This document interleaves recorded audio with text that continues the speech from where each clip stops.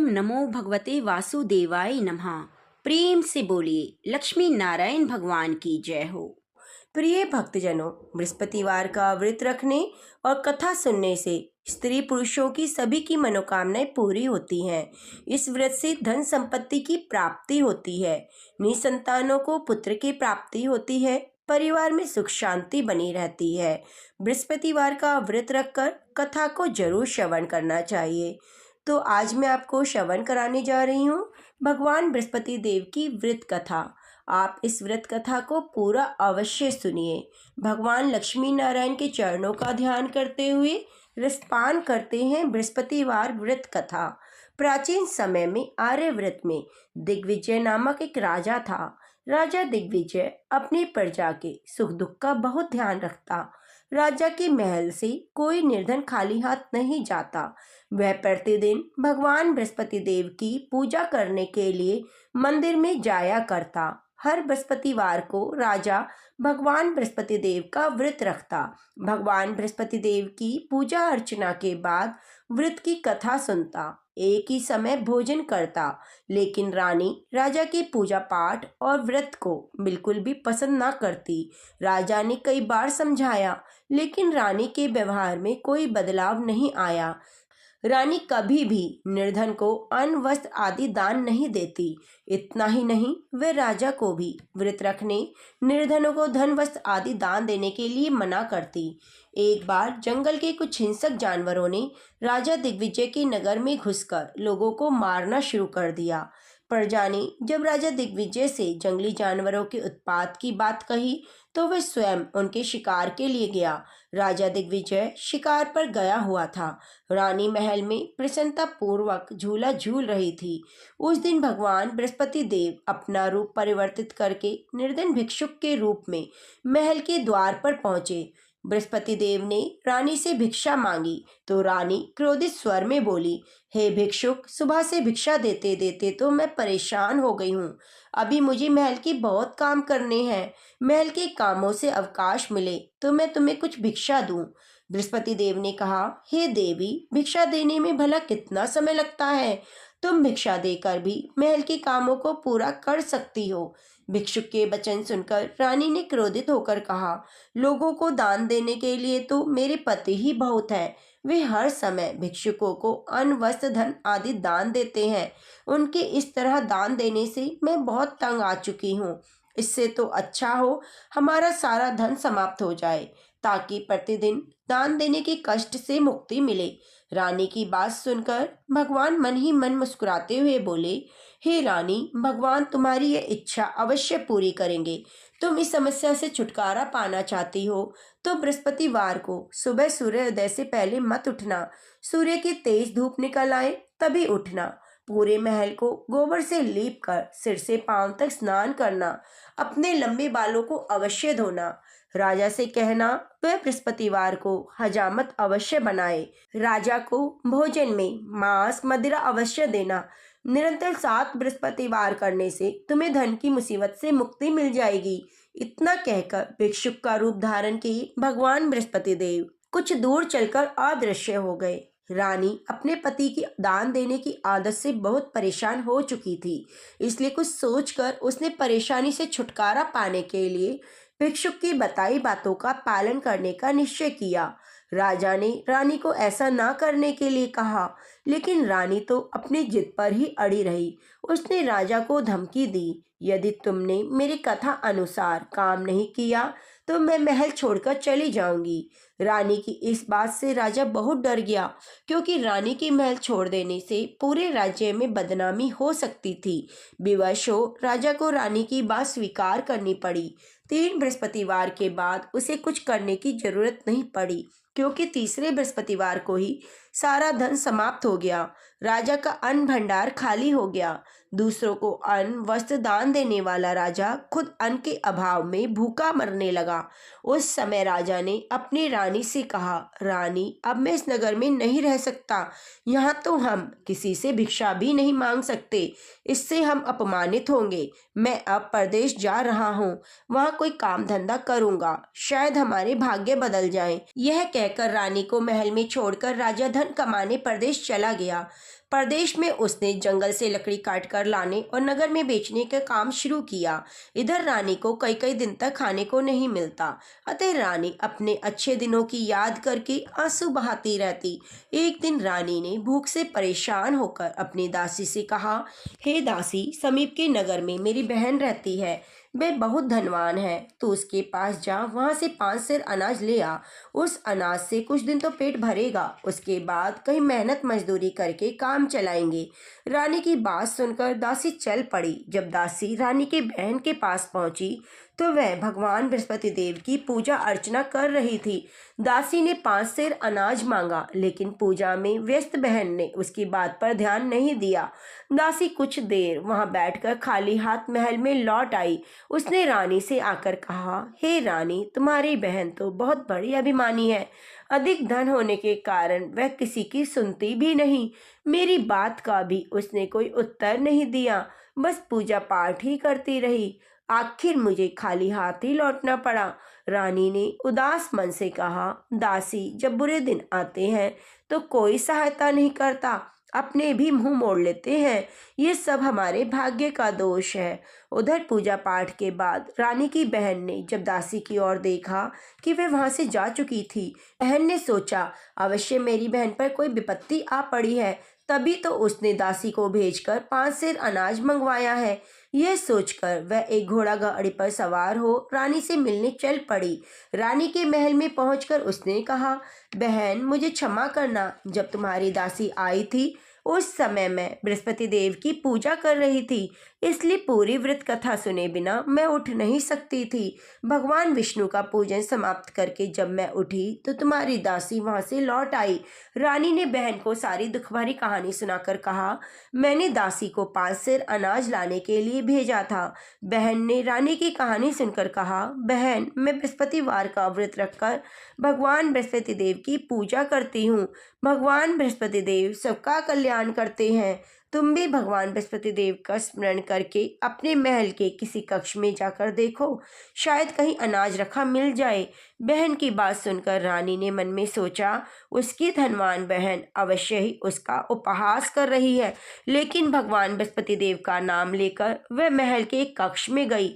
उस कक्ष के अंधेरे कोने में एक घड़ा रखा हुआ था।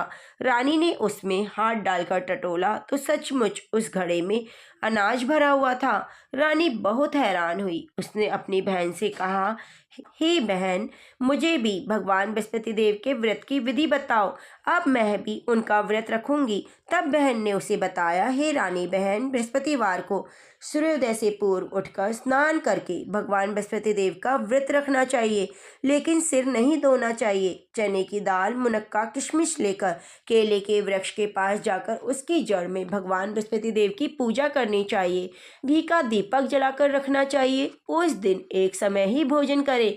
भोजन में चने का आटा, पीले खाद्य पदार्थ ही ग्रहण करें। बृहस्पतिवार का व्रत रखने से घर में धन धान्य की वृद्धि होती है, अनाज से भंडार भर जाते हैं। इस व्रत के विधिवत करने से निसंतान को संतान की प्राप्ति होती है। बहन के वचन सुनकर रानी ने तुरंत ही भगवान बृहस्पति देव का व्रत रखने का निश्चय कर लिया। 7वें दिन जब बृहस्पतिवार आया तो रानी ने बृहस्पतिवार का व्रत रखा। कहीं से मांगकर चने और गुड़ का प्रबंध किया। चने की दाल से केले की जड़ में विष्णु भगवान का पूजन किया और घी का दीपक जलाकर भगवान बृहस्पति देव की पूजा की। रानी विष्णु भगवान के भोग के लिए पीले अन्न का कहीं से प्रबंध ना कर सकी, अतः वह मन ही मन परेशान होने लगी। उधर भगवान बृहस्पति देव रानी के विधिवत व्रत रखने के कारण बहुत खुश हुए और अपना रूप परिवर्तित करके 2 थालियों में पीला भोजन लेकर रानी के पास पहुंचे। भगवान बृहस्पति देव ने दासी से कहा, हे दासी, मैं तुम्हारी रानी के लिए व्रत का पीला भोजन लाया हूँ। भोजन देकर वह चले गए। दासी ने रानी से भगवान बृहस्पति देव को भोग लगाकर भोजन करने के लिए कहा। रानी को कुछ पता नहीं था। वह दासी से बोली, दासी, क्यों निर्धनता पर मेरा उपहास करती हो? तब दासी ने कहा, अभी अभी कोई आदमी मुझे 2 थालियों में पीला भोजन देकर गया है। वेशभूषा से मुझे वह पुजारी लगता था।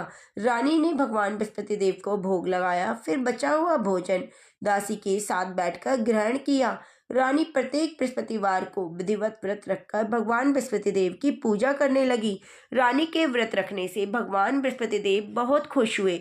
रानी के महल में धन की वर्षा होने लगी। कुछ ही दिनों में रानी के पास काफी धन एकत्रित हो गया। अन्न के भंडार भी भर गए। इतना सब होने से रानी पहले की तरह आलसी और अभिमानी हो गई। एक दिन रानी ने किसी भिक्षुक को आलस्य के कारण खाली हाथ लौटा दिया तो दासी ने कहा, रानी जी, आप फिर पहले की तरह धन संपत्ति पाकर आलसी हो गई हो। निर्धन को अपने द्वार से खाली हाथ लौटाना अच्छा नहीं होता। भगवान बृहस्पति देव की अनुकंपा से हमें अत्यधिक धन और अन्न मिला है, इसलिए आलस्य छोड़कर हमें निर्धनों को दिल खोलकर दान देना चाहिए। दान देने से आपके परिवार का नाम होगा। भगवान बृहस्पति देव प्रसन्न होकर आपका कल्याण करेंगे। दासी की बात सुनकर रानी ने निर्धनों को फिर से दान देना शुरू कर दिया। कई निर्धन ब्राह्मणों को धन देकर उनकी कन्याओं के विवाह में सहायता की। रानी की सब जगह प्रशंसा होने लगी। धन संपत्ति मिलने के बाद रानी को राजा की याद सताने लगी। रानी ने एक दिन दासी से कहा, दासी, पता नहीं मेरे स्वामी परदेश में किस हालत में है, मुझे उनका पता लगाना चाहिए। रानी ने पूजा के समय भगवान बृहस्पति देव से प्रार्थना की, उनके पति को जल्दी घर लौटने का स्मरण कराए। उसी रात भगवान बृहस्पति देव प्रदेश में रह रहे राजा दिग्विजय के स्वप्न में आकर बोले, हे राजन, तुम अपने नगर को लौट जाओ, तुम्हारी रानी तुम्हें याद कर रही है। राजा सुबह उठकर लकड़ियां काटकर लाने के लिए जंगल की ओर चल पड़ा। जंगल से गुजरते हुए वह सोचने लगा कि रानी की गलती से उसे कितने दुख भोगने पड़े हैं। राजपाट छोड़कर प्रदेश में आकर रहना पड़ा है। जंगल से लकड़ियां काटकर नगर में बेचकर गुजारा करना पड़ा। उसी समय बृहस्पति भगवान एक सन्यासी के वेश में राजा के पास पहुंचे। भगवान ने राजा से पूछा, हे लकड़हारे, तुम किस चिंता में डूबे हो? राजा ने दुखी मन से अपनी सारी बात उस सन्यासी को बताई। उसकी कथा सुनकर सन्यासी ने कहा, हे लकड़हारे, तुम्हारी पत्नी ने भिक्षुक को धन नहीं देने के कारण आलस्य किया। इससे भगवान बृहस्पति देव क्रोधित हो गए। उनके क्रोधित होने से तुम्हारी ऐसी हालत हुई। लेकिन अब चिंता करने की बात नहीं है। तुम घर लौटकर विधिवत भगवान बृहस्पति देव का व्रत रखना आरंभ कर दो। बृहस्पतिवार का व्रत रखकर चने की दाल और गुड़ को जल से भरे बर्तन में डालकर केले के वृक्ष की पूजा करो। उसके बाद व्रत की कथा सुनो। स्वयं भी व्रत कथा कह सकते हो। इस प्रकार व्रत करने से भगवान बृहस्पति देव तुम्हारी सभी मनोकामनाएं पूरी करेंगे। राजा ने सन्यासी से कहा, हे सन्यासी, मैं भगवान बृहस्पति देव की पूजा करना तो चाहता हूँ, लेकिन लकड़ियाँ काटकर बेचने से बस अपना पेट ही भर पाता हूँ। भगवान की पूजा के लिए धन कहाँ से लाऊं? राजा की बात सुनकर सन्यासी का रूप धारण किए भगवान बृहस्पति देव ने कहा, भगवान बृहस्पति देव का स्मरण कर तुम जंगल से लकड़ियाँ काटना, फिर उन्हें नगर में ले जाकर बेचना।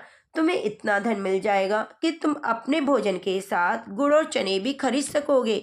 यह कहकर सन्यासी ने भगवान बृहस्पति देव की कथा लकड़हारे को सुनाई। प्राचीन समय में बसंतपुर नगर में एक निर्धन ब्राह्मण रहता था। ब्राह्मण की कोई संतान नहीं थी। उसकी पत्नी बहुत फूहड़ औरत थी। वे सुबह काफी धूप निकलने के बाद उठती और कभी भी पूजा पाठ नहीं करती। प्रतिदिन स्नान भी नहीं करती। भगवान की पूजा करने की तो सोचती भी नहीं। सुबह उठते ही पहले भोजन करती। घर में सफाई करना बिल्कुल पसंद नहीं था। ब्राह्मण अपनी पत्नी के इस आचरण से बहुत दुखी रहता। भगवान की अनुकंपा से ब्राह्मण की पत्नी गर्भवती हुई। उसने 10वें महीने में एक सुंदर कन्या को जन्म दिया। निर्धन ब्राह्मण कन्या के जन्म से बहुत दुखी हुआ। धीरे धीरे ब्राह्मण की कन्या बड़ी होने लगी। बचपन से ही उस कन्या की रुचि भगवान विष्णु की पूजा में थी। वह प्रातः उठते ही स्नान आदि करके विष्णु भगवान की पूजा करने के लिए मंदिर में जाती। बृहस्पतिवार को व्रत रखकर विधिवत पूजा पाठ करती। फिर पढ़ने के लिए पाठशाला जाती। घर से चलते हुए वह मुट्ठी भर जौ लेकर जाती और रास्ते में थोड़े थोड़े जौ गिराती जाती। जब वह पाठशाला से घर लौटती तो जौ के दाने सोने में बदले हुए मिलते। लड़की सभी सोने के दाने बीन लाती थी। एक दिन जब वह सोने के दानों को साफ कर रही थी तो उसकी माँ ने कहा, बेटी, सोने के दाने साफ करने के लिए सोने का सूप होना चाहिए। अगले दिन बृहस्पतिवार था। उसने भगवान बृहस्पति देव की पूजा करते हुए प्रार्थना की, हे भगवान, यदि मैंने आपका व्रत विधिवत किया है तो मुझे सोने का सूप दे दो। भगवान बृहस्पति देव ने उसकी मनोकामना पूरी करने का वचन दिया। पाठशाला से लौटते समय उसे रास्ते में एक सोने का सूप पड़ा हुआ मिला। घर लौटकर सोने का सूप अपनी माँ को दिखाकर वह सोने के दाने साफ करने लगी। उस सुंदर लड़की को सोने के सूप में जौ साफ करते देख राजकुमार उस पर मोहित हो गया।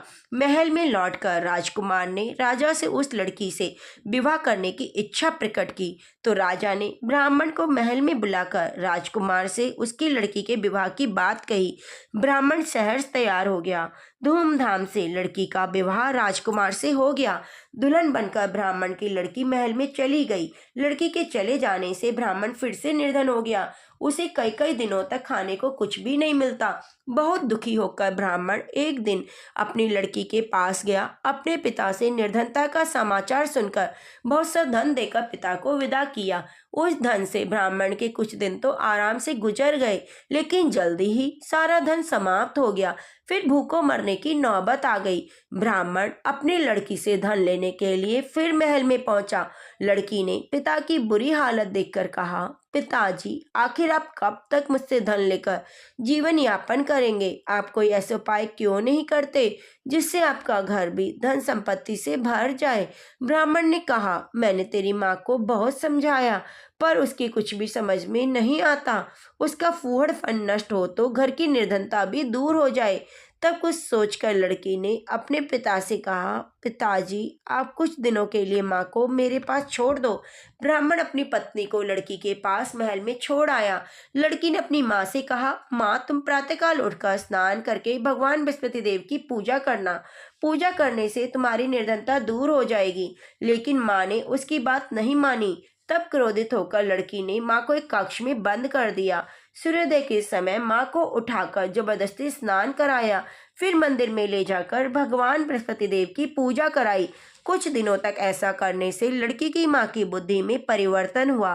वे स्वयं बृहस्पतिवार का व्रत रखने लगी। व्रत रखने से ब्राह्मण के घर में भगवान विष्णु की अनुकंपा से धन की वर्षा होने लगी। दोनों पति पत्नी धन धान्य पाकर आनंद पूर्वक जीवन यापन करते हुए विष्णु धाम को चले गए। लकड़हारा बने राजा ने सन्यासी से भगवान बृहस्पति देव की यह कथा सुनकर बृहस्पतिवार का व्रत रखने का नियम लिया। उस दिन से उसके सभी कलेश दूर हो गए। लेकिन अगले बृहस्पतिवार को कामकाज की अधिकता के कारण भगवान बृहस्पति देव का व्रत नहीं रखा। इससे भगवान बृहस्पति देव उस पर बहुत क्रोधित हुए और भूल की सजा दी। उस दिन नगर के राजा ने नगर में घोषणा करके सबको सूचित किया कि प्रत्येक नागरिक मेरे महल में भोजन करने आएगा। जो नहीं आएगा उसे भारी दंड दिया जाएगा। लकड़हारा बने राजा ने उस नगर के राजा की घोषणा तो सुनी, लेकिन जंगल से लकड़ी काट कर लाने और बेचने में देर हो जाने के कारण वे समय पर भोजन करने नहीं जा सका। अतः राजा के सैनिक लकड़हारे को पकड़कर महल में ले गए। राजा ने उसे महल में एक कक्ष में बिठाकर भोजन कराया। उस कक्ष में एक खूंटी पर रानी का सोने का हार लटका हुआ था। लकड़हारा अकेला उस कक्ष में भोजन कर रहा था। तभी उसने एक आश्चर्यजनक घटना घटते देखी। देखते ही देखते खूंटी हार को निगल गई। थोड़ी देर के बाद नगर के राजा ने हार को गायब देखा तो लकड़हारे को कारावास में डलवा दिया। लकड़हारा मन ही मन अपने भाग्य को कोसने लगा। तभी उसे जंगल में मिले सन्यासी का स्मरण हो आया। थोड़ी देर में भगवान बृहस्पति देव सन्यासी के रूप में उसके सामने प्रकट हुए और कहा, हे लकड़हारे, तूने भगवान बृहस्पति देव की पूजा नहीं की, इसी कारण तुम्हें कष्ट हुआ है। लेकिन अब चिंता मत करो, बृहस्पतिवार के दिन कारागार के दरवाजे पर पड़े पैसे मिलेंगे। भगवान बृहस्पति देव का व्रत रखकर उन पैसों से पूजा सामग्री मंगाकर पूजा करोगे तो तुम्हारे सभी दुख दूर हो जाएंगे। बृहस्पतिवार के दिन दरवाजे पर पड़े पैसों से चने और गुड़ मंगाकर लकड़हारे ने बृहस्पतिवार की कथा सुनाई तो भगवान बृहस्पति देव ने प्रसन्न होकर उस नगर के राजा को स्वप्न में लकड़हारे को कारागार से मुक्त करने को कहा। सुबह राजा ने अपने कक्ष में जाकर देखा तो खूंटी पर रानी का हार मिल गया। राजा ने लकड़हारे को मुक्त कर दिया और बहुत सा धन आभूषण देकर विदा किया। लकड़हारा बना राजा उस नगर से चलकर अपने नगर पहुंचा। उस उस नगर में कुएं, धर्मशाला, बाग बगीचे देखकर बहुत खुश हुआ। राजा ने एक व्यक्ति से पूछा, ये कुएं, धर्मशाला किसने बनवाई है? उस व्यक्ति ने राजा को बताया, ये सब रानी और दासी ने बनवाए हैं। राजा नगर के जिस भी आदमी से इसके बारे में पूछता तो सभी रानी और दासी का नाम बताते। राजा जब महल में पहुंचा तो रानी ने उसका भव्य स्वागत किया। तब राजा ने निश्चय किया कि सप्ताह में एक बार तो सभी बृहस्पति देव का व्रत पूजन करते हैं, परंतु मैं प्रतिदिन व्रत किया करूंगा, दिन में 3 बार कथा कहा करूंगा। अब राजा हर समय दुशाले में चने की दाल बांधे रहता, दिन में 3 बार बृहस्पति देव की कथा कहता। कुछ दिनों के बाद राजा को अपनी बहन की याद आई। एक दिन घोड़े पर सवार होकर राजा अपनी बहन से मिलने चला। अभी राजा नगर के बाहर ही पहुंचा था कि कुछ लोगों को एक शव ले जाते हुए देखा। राजा को स्मरण हो आया कि आज उसने किसी को बृहस्पतिवार की कथा नहीं सुनाई। राजा ने लोगों को रोककर कहा, अरे भैया, आप मेरा बृहस्पतिवार की कथा सुन लो शव ले जाने से पहले। तो लोगों ने क्रोधित होते हुए कहा, तुम पागल तो नहीं हो गए हो? लेकिन कुछ बूढ़े लोगों ने कहा, अच्छा भाई, कथा भी सुना लो, चलते चलते हम तुम्हारी कथा सुन लेंगे। राजा ने चलते हुए आधी कथा ही सुनाई थी कि शव हिलने लगा। राजा की पूरी कथा सुनते ही शव उठकर बैठ गया। लोगों ने हैरानी से दांतों तले अंगुली दबाई और बृहस्पतिवार के दिन भगवान बृहस्पति का व्रत रखने और कथा सुनने का निश्चय कर लिया। घोड़े पर सवार राजा चलते हुए किसान के पास पहुंचा। किसान अपने खेत में हल चला रहा था। उसे देखकर राजा ने कहा, अरे भाई, मेरी बृहस्पतिवार की कथा सुन लो। किसान झुंझलाकर बोला, हे भाई, तुम देखते नहीं हो, जितनी देर में तुम्हारी कथा सुनूंगा उतनी देर में पूरे खेत में हल चला लूंगा। राजा निराश होकर चलने लगा। तभी किसान के बैल लड़खड़ाकर जमीन पर जा गिरे। किसान के पेट में जोरों का दर्द होने लगा। किसान की पत्नी जब खाना लेकर आई तो उसने किसान से इस बारे में पूछा। किसान ने घुड़सवार की पूरी कहानी सुनाई। किसान की पत्नी दौड़ती हुई राजा के पास पहुंचकर हाथ जोड़कर बोली, भैया, मैं तुम्हारी कथा सुनने को तैयार हूँ। राजा ने उसके खेत पर पहुंचकर बृहस्पतिवार की कथा सुनाई। कथा समाप्त होते ही बैल उठकर खड़े हो गए। किसान के पेट का दर्द भी ठीक हो गया। राजा बहन के घर पहुंचा तो उसकी बहुत आबा भगत हुई। अगले दिन सुबह उठकर राजा ने देखा घर के सभी लोग भोजन कर रहे हैं। किसी भूखे को बृहस्पतिवार की कथा सुनाए बिना राजा भोजन नहीं करता था। उसने बहन से कहा, बहन, घर में क्या ऐसा व्यक्ति है जिसने अभी तक भोजन ना किया हो? उसकी बहन बोली, भैया, हमारे घर में तो क्या, पूरे नगर में कोई ऐसा व्यक्ति नहीं मिलेगा जिसने सुबह सुबह भोजन ना किया हो। तब राजा ने बहन के घर से निकलकर उस नगर में बिना भोजन किए व्यक्ति की तलाश की। एक गडरिये के घर में उसका बेटा बीमार होने के कारण भूखा रह गया था।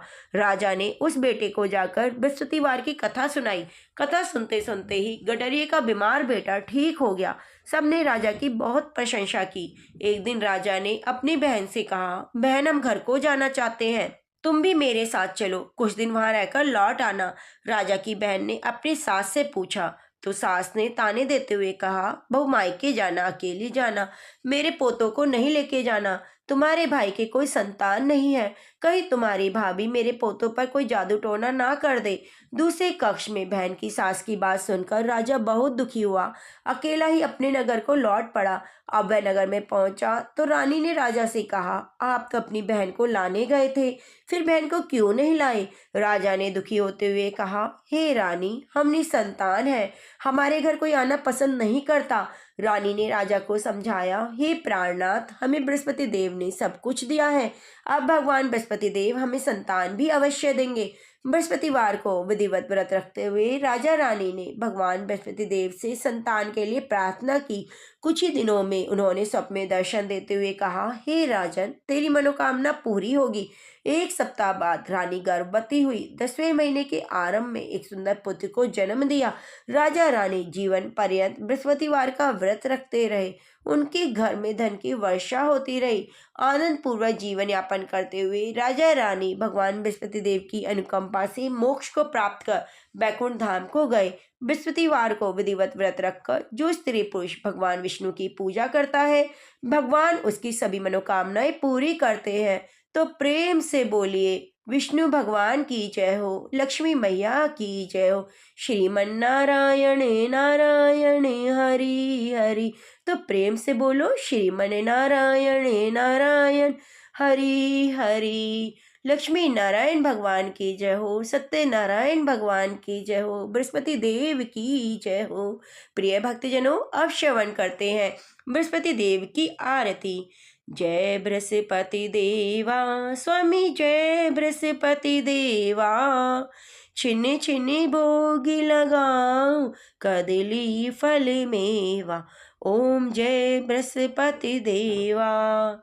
तुम्हें पूर्ण परमात्मा, तुम्हें अंतर्यामी स्वामी, तुम्हें अंतर्यामी। जगत पिता जगदीश्वर, तुम सबके स्वामी। ओम जय बृहस्पति देवा। चरणामत निज निर्मल, सभी पातकी हरता स्वामी, सभी पातकी हरता। सकल मनोरथ दायक, कृपा करो भरता। ओम जय बृहस्पति देवा। तन मन धन अर्पण करे, जो जन शरण पड़े स्वामी, जो जन शरण पड़े। प्रभु प्रकट तभी हो करे, आ करे द्वारे खड़े। ओम जय बृहस्पति देवा। दीन दयाल दयानिधि, भक्तन हितकारी स्वामी, भक्तन हितकारी। पाप दोष सभी हरता, भव बंधन हारी। ओम जय बृहस्पति देवा। सकल मनोरथ दायक, सब संशय हारी स्वामी, सब संशय हारी। विषय विकारी मिटाओ, संतन सुखकारी। ओम जय बृहस्पति देवा।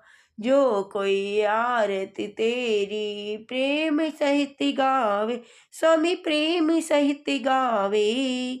जेठानंदी आनंद कर, सो निश्चय फल पावे। ओम जय बृहस्पति देवा। सब बोलो विष्णु भगवान की जय हो, बृहस्पति देव की जय हो। शांतिकारं भुजंगशयनं पद्मनाभं सुरेशं, विश्वधारं गगन सदृशं मेघवर्णं शुभांगं, लक्ष्मीकान्तं कमलनयनं योगविद्यानिगम्यं, वंदे विष्णुं भवभयहरणं सर्वलोकैकनाथं। प्रिय भक्तजनों, आप सभी पर भगवान बृहस्पति देव विष्णु भगवान की कृपा बनी रहे। आप हमारे चैनल को सब्सक्राइब करके बगल में बनी घंटी को दबाना ना भूलें। वीडियो को लाइक करके कमेंट बॉक्स में ओम लक्ष्मी नारायण जरूर लिखिए। मिलते हैं अगली कथा कहानियों के साथ, तब तक के लिए नमस्कार।